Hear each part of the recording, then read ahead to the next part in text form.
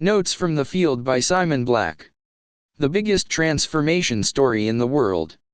I've written before a number of times about the long laundry list of reasons why I base myself and most of my business operations in Chile. I could go on forever about this, but in short, the country presents an exceptional mix of business, investment, and lifestyle opportunities that are extremely difficult to find just about anywhere else in the world. But people ask me a lot, if not Chile, where else? Colombia is definitely on my short list. In fact, if I weren't in Chile, I'd almost certainly be either here in Colombia, or in Puerto Rico. Colombia ticks many of the most important boxes. The lifestyle here is just fantastic. In Medellin in particular, the eternal spring-like weather is hard to beat. Colombia is also absurdly cheap. The cost of living is low, as is the price of residential real estate. It's also a lot of fun. From the city vibes to the laid-back coffee culture, there's something for everyone here, whether you're a young digital nomad or retiree. From an investment perspective, Colombia is emerging from decades of civil war, and that opens the door to some pretty extraordinary opportunities. One of the biggest beneficiaries will be the country's pitiful infrastructure, which is in desperate need of a major upgrade. For years, the Colombian government never bothered building new roads and fixing the rail system because they figured the FARC would simply blow it all up.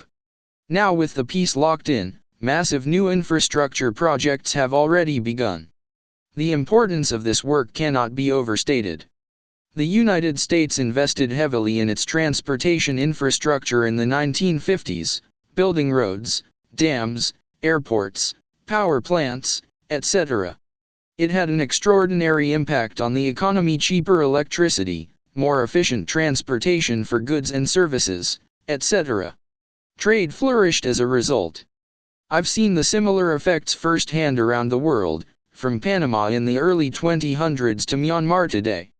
The same thing can happen in Colombia. With modern, reliable infrastructure, trade and transportation will soar, and the multiplier effect across the economy could be phenomenal. Moreover, the peace process has brought back tourists and foreign investors in droves. Last year, foreign investment in Colombia was 2.5x higher than in 2006, 10 years prior. Tourism is up 3x from 15 years ago. And we're just at the beginning of these trends. The sheer volume of capital flowing into this country has the potential to supercharge economic growth. Real estate will increase in value. Businesses will make more money and the stock market will appreciate. The currency will appreciate. Entrepreneurs will find a treasure trove of opportunities here as well. Several of the alumni from our annual Liberty and Entrepreneurship Camp live here, and they've started some amazing businesses, in some cases achieving success by importing a business model that's already working in North America. I'm here in the country for a few days meeting with the board of directors of a company we invested in last year. It's a unique business. They'll likely become the largest and most cost-effective producer of medicinal-grade cannabis oil in the world, which is a $200 billion industry. This industry didn't even exist in Colombia 2 years ago. Now it does, thanks to recent legislation that has legalized production. It's a win-slash-win. Rather than continue to wage a senseless and expensive war on plants that decimated this country for decades, the new legislation ensures that everyone, from foreign investors to local farmers, can prosper. It's a great example of the emerging opportunities that make Colombia place so compelling.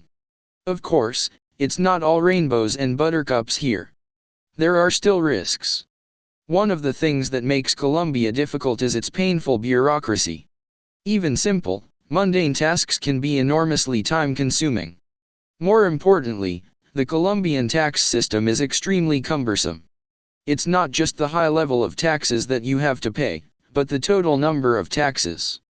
For example, in addition to a corporate tax of 25%, many companies have to pay an income equality tax of 9%, plus another industry and commerce tax, and then a financial transactions tax. Then there are sales taxes and consumption taxes, property taxes and payroll taxes. Tons of paperwork to fill out. It can be debilitating, and they know it. Last year I met with Colombia's former president Alvaro Uribe at his home here in Rio Negro, and he agreed with me that the system needs to change.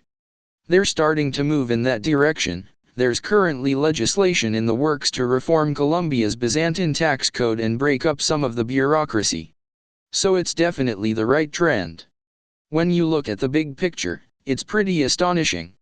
A decade ago this country was still in the midst of a bloody civil war and dominated by murderous narco-guerrilla groups. The only two legitimate industries that even existed here were flowers and coffee. Now Colombia is teeming with tremendous opportunities and has an incredibly bright future. As one of my colleagues remarked this morning, it's the biggest transformation story in the world. Have a good weekend. Simon Black, founder, sovereignman.com.